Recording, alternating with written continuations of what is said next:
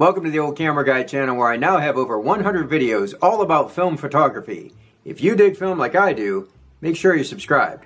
So at the end of November 2020, I uploaded a video featuring my first steps into medium format photography with the Pentax 6.7. That video showed me unboxing the camera, the lens, loading the film, and I included a few images from my first roll through the Pentax 6.7, which was a roll of Ilford FP4 Plus black and white film. Well, before autumn was completely over, I wanted to run some color film through the 6.7, and I already had some Portra 160 and 120, so I figured I'd shoot that. And what do you shoot on Portra film?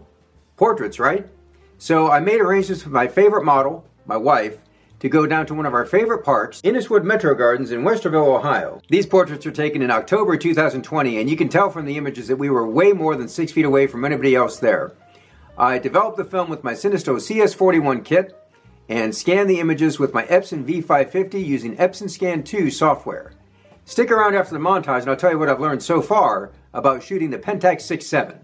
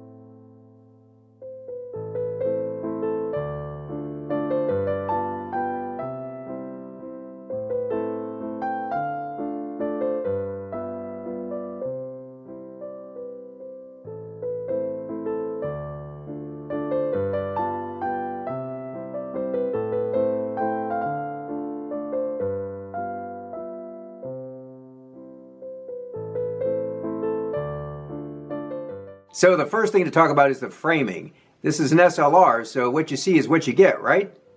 Well, sort of. You see, if you wear glasses like me, you know that sometimes things can be a little bit off.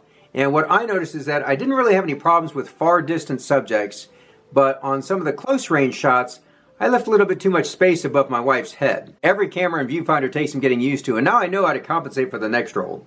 Now the second thing to talk about is the focusing. I had a discussion with my buddy Mike about this. Now you can find him as Mike_on_film on Instagram. And he sent me a DM about the Pentax 6.7 where he said, focus wide open with the 105 is the only thing I struggle with. When you nail it, it's incredible though. And that pretty much sums up my experience too. I shoot quite a bit with my autofocus Canon Rebels, and there's going to be a little learning curve getting back into manual focus.